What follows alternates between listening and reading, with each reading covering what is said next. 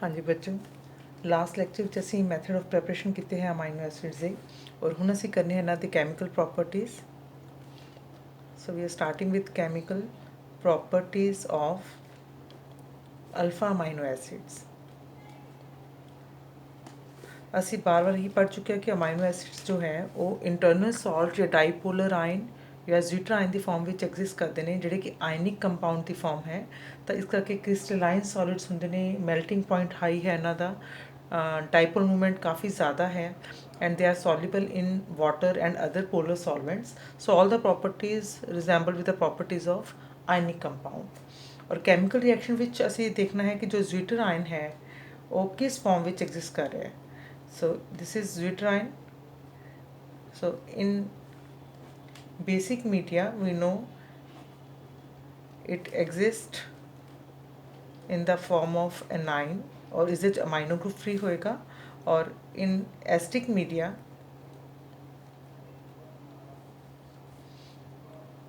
Acid की करके इतने प्रोटोन डोनेट कर देगा और इस जो कार्बोक्सिलिक एसिड ग्रुप है वो फ्री फॉर्म विच अवेलेबल होएगा। So we can carry out reactions of amino acid group in the basic media and we can carry out reactions of carboxylic acid group in the acidic media. So सब तो पहले ਅਸੀਂ ਗੱਲ ਕਰ ਰਹੇ ਹਾਂ amino acid group ਦੇ reactions.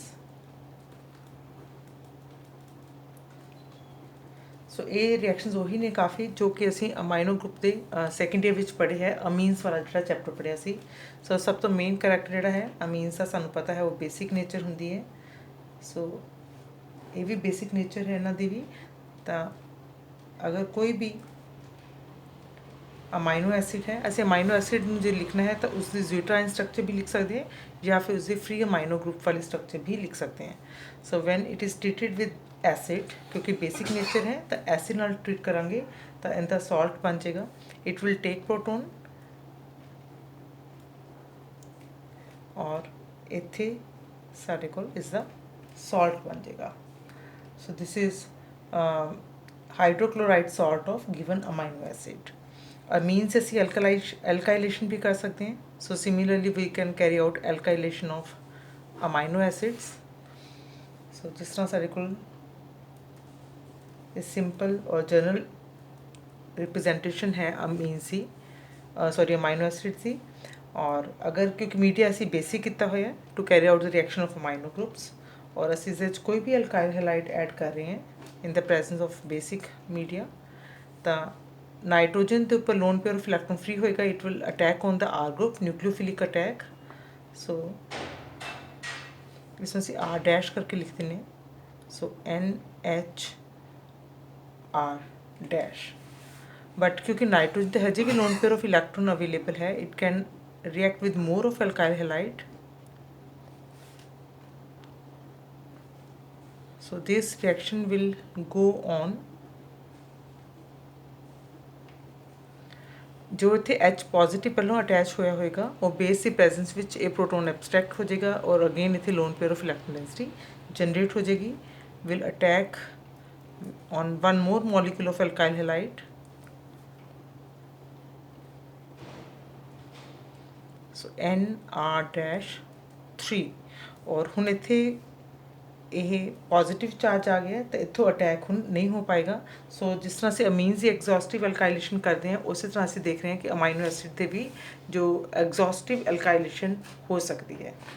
Then another reaction is acylation.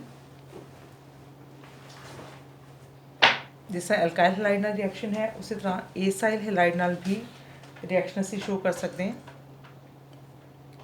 But all these reactions they are occurring in basic media.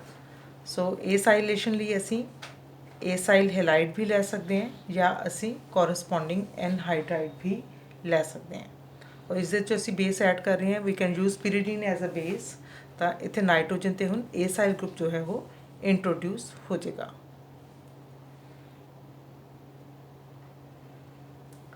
और अमीन से असी एसाइलेशन विच भी पढ़िया सीगा कि ये इलैक्ट्रॉन विड्रॉइंग ग्रुप है, ये इलैक्ट्रॉन डेंसिटी नाइट्रोजन की विड्रॉ करेगा टूवर्ड्स इटसेल्फ, जिसके करके nitrogen is not having sufficient electron density to attack on other acyl group. So acylation जो है वो मोनो ही होएगी, पोली नहीं होएगी। unlike the exhaustive alkylation in case of amines. Then reaction with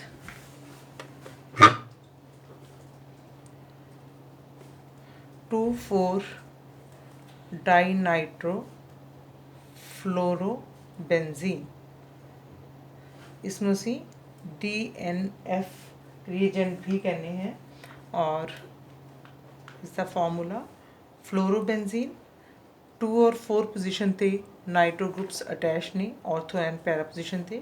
so when this is treated with some amino acid,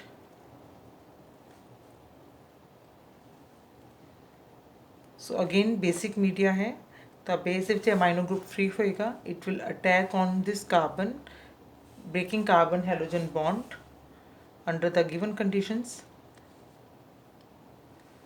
और इस जगह पे नाइट्रोजन अटैच हो जाएगा. सो ये सारे कोल सॉल्ट बन जाएगा, और असी इसनू करने DNF salt of given amino acid. And ये जो रिएक्शन है बहुत ही इंपॉर्टेंट है, क्योंकि असी इस दे नाल जो protein which amino acid residue है, because we know proteins are made up of amino acids. Amino acid आपस में कंबाइन होकर प्रोटीन बनाते हैं. सो किहड़ा अमाइनो एसिड अटैच है, उस अमाइनो एसिड जी एस्टीमेशन है अस इस मैथड के थ्रू कर सकते हैं. Then another reaction is reaction with nitrous acid. So ये सारे रिएक्शंस वही है जो अमीन से नॉर्मल रिएक्शंस ने. सो इसमें समझने लिए ਅਸੀਂ ਸਿੰਪਲੀ ਇੱਥੇ NH2 ਗਰੁੱਪ ਨਾਲ ਸ਼ੋ ਕਰ ਸਕਦੇ ਹਾਂ, ਕਿਉਂਕਿ ਮੀਡੀਆ ਬੇਸਿਕ ਹੈ. ਔਰ ਨਾਈਟਰਸ ਐਸਿਡ ਜਦੋਂ ਅਸੀਂ ਲਿਖਣਾ ਹੈ ਤਾਂ ਅਸੀਂ ਇਸ ਨੂੰ ਓਪਨ ਅਪ ਕਰਕੇ ਇਸ ਤਰ੍ਹਾਂ ਲਿਖ ਸਕਦੇ ਹਾਂ, ਔਰ ਇਸ ਦੇ ਵਿੱਚ ਇਹ ਰਿਐਕਸ਼ਨ ਅਸੀਂ ਇਸ ਤਰੀਕੇ ਨਾਲ ਸ਼ੋ ਕਰਦੇ ਹਾਂ that there is loss of nitrogen and water, and this group is attached to the carbon. Again, this method is very important method as this method makes the basis of Van-Skyl method. So this is the basis of Van-Skyl method, which is used for the estimation of amino acid. सो क्योंकि इस method की है nitrogen gas evolve हो रही है, और nitrogen के विचों हाफ अमाउंट जो है वो अमाइनो एसिड पार्ट दी है, और हाफ जो है वो नाइट्रस एसिड तो आ रही है. तो जो नाइट्रोजन गैस इवॉल्व हो रही है उसका वॉल्यूम मेजर करके असी फाइंड आउट कर सकते हैं जो अमाइनो एसिड है उसमें असी एस्टीमेट कर सकते हैं. और इसी तरह साढ़े को अगला रिएक्शन है reaction with formaldehyde.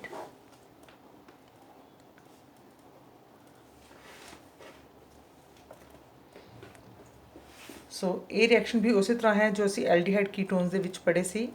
Aldehyde ketones they ammonia या अमोनिया डेरिवेटिव नाल रिएक्शन जिस दे विच वाटर लॉस हुंदा है. सो this is RCHCOO negative, this is NH2 actually, और दोनों हाइड्रोजन एक ऑक्सीजन नाल इहदे विच वाटर लॉस हो जाएगा, and here we have CH2. So this is methylene group attached, और we can say so this is methylene group, and we have here NRCHC double bond COO negative, nitrogen having methylene group. So we can write it as N-methylene salt of or anion of alpha amino acid. जो भी anion है alpha amino acid का असी उसका नाम लिख देंगे. And जिस तरह असी नाइट्रस एसिड नाल रिएक्शन पढ़िया है, इसी तरह असी रिएक्शन कर सकते हैं नाइट्रोसिल क्लोराइड नाल. सो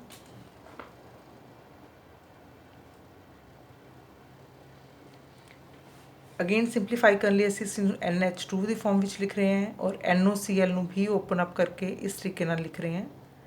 तो उसी तरह nitrogen gas, water, and now this Cl chlorine is attached to carbon, and we are getting alpha halo acids by these reactions.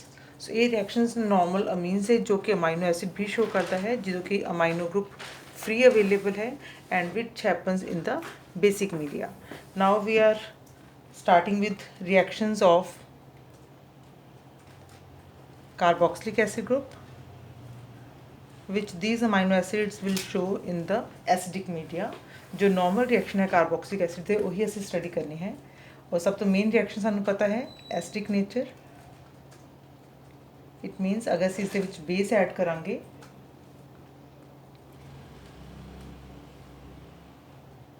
so let us say we are adding sodium hydroxide or potassium hydroxide.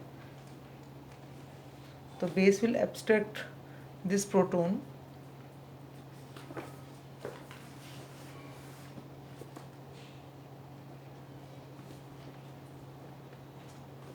और अगर से sodium hydroxide add किया है तो sodium salt बन जाएगा amino acid का, otherwise potassium salt बन जाएगा.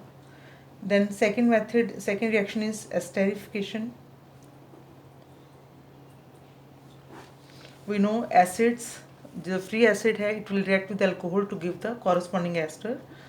So this is free acid form in the acidic media. और जो असीं इस विच अल्कोहल ऐड करांगे ਤਾਂ ਇੱਥੇ ਸਾਡੇ ਕੋਲ ਐਸਟਰ ਬਣ ਜਾਏਗਾ.